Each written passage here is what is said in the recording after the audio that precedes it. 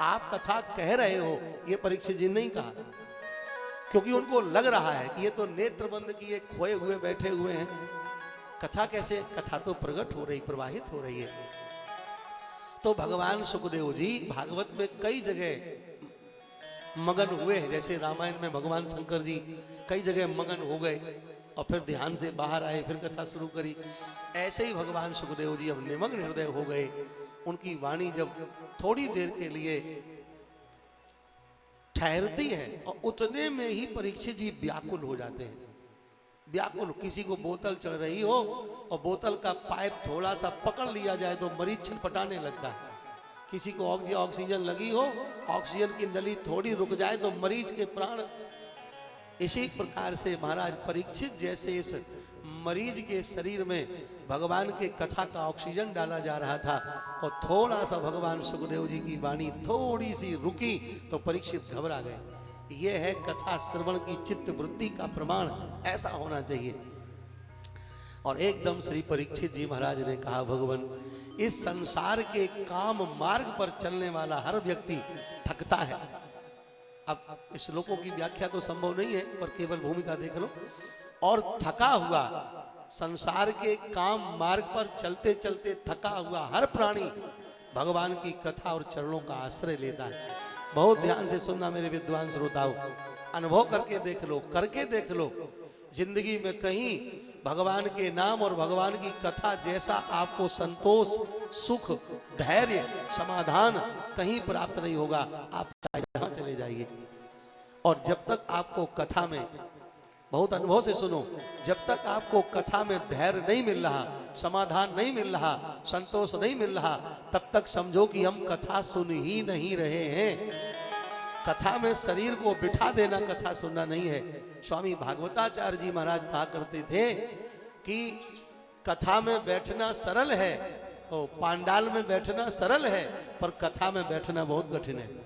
आप कथा में बैठे हो कि न्यू मंगलम के जयमाल हॉल में बैठे हो, बताओ, अपना निर्णय खुद करो। अपने दिल पे हाथ धर के कितनी देर कथा में बैठते हो? 4 घंटे का समय आपने दिया, 4 घंटे में क्या लगातार 4 मिनट कथा में बैठे? एक एक मिनट में तो इधर उधर भागते हो। और अगर आप कथा में बैठ जाएंगे तो ईमानदारी से कथा संपूर्ण समस्याओं का समाधान कर देगी, आपके हृदय को हल्का कर देगी। श्री परीक्षित जी कह रहे हैं, भगवान काम मार्गी हर प्राणी थका हुआ कथा का आश्रय लेकर कथा में बैठता है, उसे कथा प्रिय लगती है। संसार का हर प्राणी कथा सुनना चाहता है, क्योंकि कथा ही आत्मा का असली भोजन है। आत्मा की शांति के लिए कथा ही तो है। और जीवन की प्राप्ति, जीवन का साफल्य भी भगवान की कथा से ही है। देखो, श्री परीक्षित जी बोल रहे हैं, परीक्षित जी श्रोता हैं और श्रोता बोल रहा है वक्ता की वाणी, वक्ता का भाव। श्री परीक्षित जी बोले, सावाग्यया तस्य गुणान् गृणीते करौ च तत्कर्म करौ मनश्च स्मरेत् वसन्तं स्थिर जंगमेषु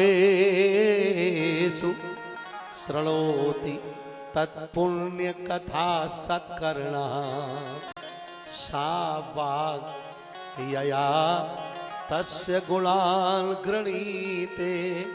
श्री परीक्षित जी कह रहे हैं, सा स्त्री वाचक में लिखा है, सा पर आ का डंडा अगर हो तो वो स्त्री के लिए, स्त्रीलिंग के लिए प्रयोग है, और सा पर विसर्ग हो तो पुरलिंग के लिए प्रयोग है। तो सा वाग, वाग माने वाणी, यया, यया माने जिसके द्वारा, तस्य माने भगवान के, गुणान गुणों को, गृणीते माने गाया जाए। वाणी वो है, कौन वाणी? इनका क्या नाम है? हा? अनीता। अरे बड़ा सरल है, हमें याद का ही नहीं बहु, हमने ध्यान नहीं दिया। अनीता बड़े मन से सुन रही, इसलिए हमने कहा नाम पूछ ले। सा भाग्यया तस्य गुणान् गृणीते करौ सतत कर्म करऊ मनस्य स्मरेत बसंतम।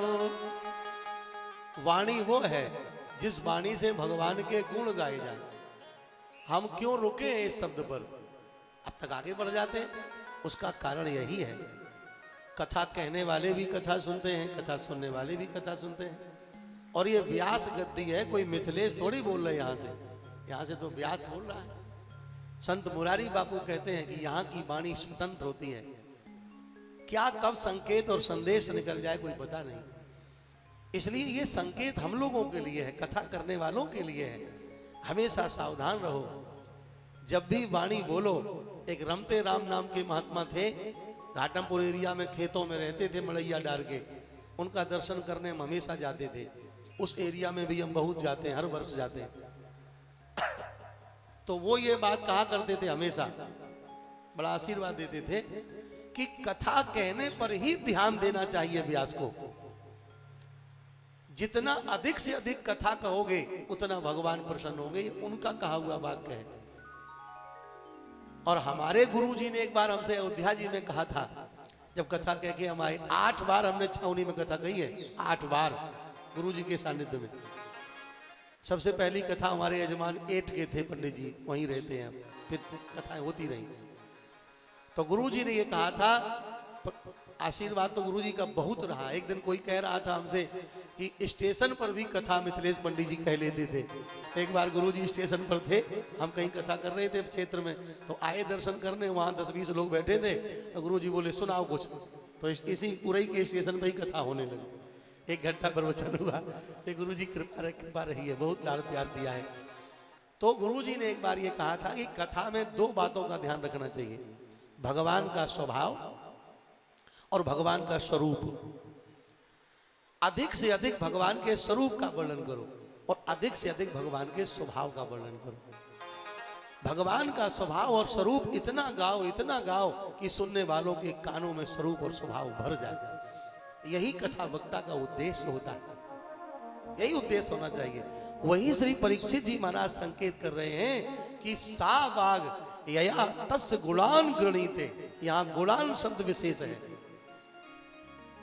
वाणी वही है जो भगवान के गुण गाए, केवल गुण गाना चाहिए। अब ये तो बात बहुत स्पष्ट है कि भगवान में अवगुण है ही नहीं, भगवान में अवगुण है ही नहीं। पर पंडित तो पंडित ठहरे, पंडित तो निकारे ही लेते हैं कमी कि बाली के सामने छुप के मारा, बाली ने प्रश्न किया तो राम उत्तर नहीं दे पाए क्योंकि गड़बड़ किया। तो राम जी ने भी गड़बड़ किया, ये कहने वाले लोग भी हमारे समाज में भी हैं। उनसे प्रार्थना है कि थोड़ा संकोच होना जरूरी है। ऐसी बातें बड़ी अच्छी नहीं लगती हैं। और भी जाने कितनी बातें हैं, कहने की जरूरत नहीं है। तो हम ये बात आपसे निवेदन करते हैं कि सुनो भी तो केवल गुण, और जब कहो तो केवल गुण। भगवान के गुण सुनो, भगवान के गुण कहो। यही श्री परीक्षित जी महाराज कह रहे हैं। जहां भगवान के गुणों से हटकर बात कही जाने लगे तुरंत वहां से चले जाओ, वो कथा हो ही नहीं सकती है। कथा तो केवल वही है, कम भगवत स्वरूपम थापयति इति कथा, कम भगवत प्रेमम थापयति इति कथा, कम भगवत गुणानुथापयति इति कथा। कथा तो वो है जो भगवान के प्रेम की, भगवान के गुणों की स्थापना कर दे, उसे कथा कहते हैं। तो केवल गुणान गृणीते, जो भगवान के गुणों को गाए उसी को वाणी कहते हैं। सा वाग वही वाणी है। इसलिए जब कभी भी कुछ करने का ऐसा मौका लगे तो ठाकुर जी के गुण गाया करो, भगवान के गुण गाया करो। और करऊ च तत्कर्म करऊ मनस्य। कई बार ये गलतियां हम लोगों से हो जाती हैं। राम की कथा कहने बैठे और रावण की कथा शुरू कर दी। बड़ा विद्वान था, बड़ा बलवान था, बड़ा परिवार का था, देवता क्या बिगाड़ सकते थे, अमर था, तपस्वी था। अरे भैया, रावण की कथा सुनने थोड़े आए, वो कौन था वो ठीक है, पर तुम तो राम कथा सुनाओ।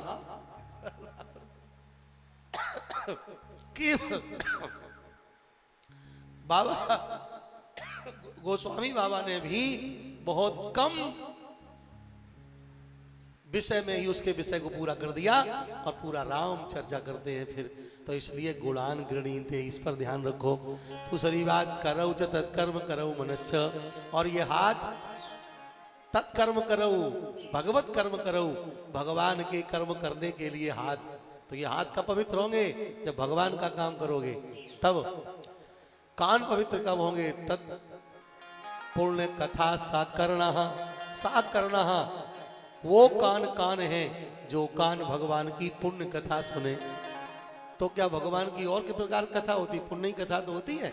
भगवान की कथा के दो भाग किए हैं संतों ने, पुण्य कथा और पराक्रम कथा। भगवान माता देवहूति को उपदेश करते हुए बताते हैं, शताम प्रसंगान मम वीर संविदो तज्जोषणादा स्वपवर्ग वर्धमनी श्रद्धा रतिर भक्ति। श्री ठाकुर जी कह रहे हैं कि सताम प्रसंगान मम वीर संविदो, वीर्यम पराक्रमम। सबसे पहले संतों के बीच जाकर हमारी पराक्रम कथा का श्रवण करना चाहिए। तो दो प्रकार की कथा भगवान की है, पराक्रम कथा और पूर्ण कथा। पराक्रम कथा उसे कहते हैं जहां भगवान के पराक्रम का प्रदर्शन किया जाए, वर्णन किया जाए। और पूर्ण कथा वो है जहां भगवान की करुणा और प्रेम का वर्णन किया जाए। इसलिए भक्तमाल जो कथा है वो पूर्ण कथा है, और जगह पर जहां ठाकुर जी की पराक्रम की कथा आई वो पराक्रम कथा है। भागवत में भगवान का पराक्रम भी है और पुण्य भी है, इसलिए तो ये भागवत पुराण है। वैसे भागवत पुराण को भी व्यास कृत भक्तमाल ही माना गया है। भगवान व्यास ने भी भक्तमाल लिखा है, और उसी भक्त का माल का नाम है भागवत पुराण। भागवत माने भक्त होता है, भगवत माने होता है भगवान, और भागवत माने भक्त। इसीलिए कई भक्तों को भागवत में भागवत कहा गया। प्रियव्रतो भागवत आत्मा रामा कथम मुने, तो भागवत कहकर भक्तों का संबोधन होता है। तो भागवत कथा का मतलब भक्तों की कथा, और भक्तों की कथा ही तो भक्तमाल है। तो व्यास जी ने भागवत लिखी, बिल्कुल एक ही स्थिति थी जैसे नाभा जी ने ब्रह्मा के बेस में भगवान की परीक्षा लेने का अपराध किया और फिर भगवान संतुष्ट नहीं हुए, तो वही ब्रह्मा जी नाभा गोस्वामी के रूप में अवतरित होकर के भक्तमाल बनाकर भगवान को समर्पित करते हैं। तो भगवान नाभा गोस्वामी से प्रसन्न होकर ब्रह्मा के स्वरूप में किया हुआ अपराध क्षमा करते हैं। उसी प्रकार जब श्री व्यास जी असंतुष्ट होते हैं अपनी कृति को चिंतन करके, तब श्री नारद जी आते हैं और नारद जी उन्हें भागवत रचना का संकेत करते हैं। तो भक्तों की कथा रचने से व्यास जी को भी संतोष मिलता है। जैसे नाभा गोस्वामी जी को भक्तमाल से संतोष मिला, शांति मिली, ऐसे ही व्यास जी को भागवत रचना करने के बाद आत्मतोष की प्राप्ति हुई। ना चाहते हुए विषय बढ़ता जा रहा है। अब हम बहुत संकीर्णता से आपके सामने चर्चा करेंगे। बैठ जाओ।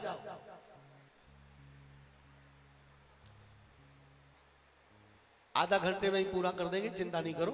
बार बार आना ही है, सुनाते ही रहेंगे, सुनाते रहेंगे बराबर।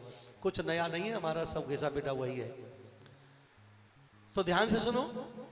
तो कहा पुण्य कथा सा करना, बहुत ध्यान से सुनना। भक्तों की कथा सुनने से आपके हृदय में शांति आती है। जहां भगवान की करुणा, भगवान की कृपा, भगवान भक्तों के आंसू पहुंच रहे हैं, नंगे पांव भागे जा रहे हैं, पीतांबर उड़ रहा है, ठाकुर जी भाग रहे हैं, भक्तों को गले से लगा रहे हैं, इस प्रकार की भक्तों पर करुणा, उसे पूर्ण कथा कहते हैं। ये जब श्री परीक्षित जी ने कहा तो भगवान सुखदेव जी जो निमग्न हृदय थे, उसी निमग्न हृदयता से सुखदेव जी